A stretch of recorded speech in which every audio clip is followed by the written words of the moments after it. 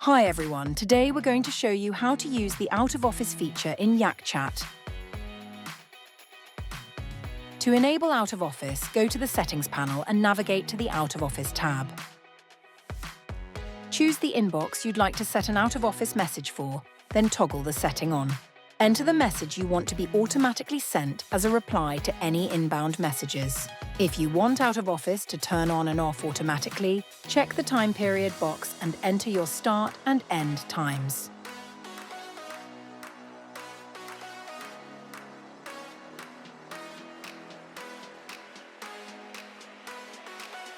You can manage your settings anytime by clicking the Manage button in the banner.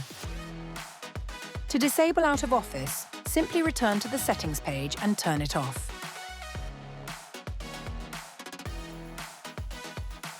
That's it.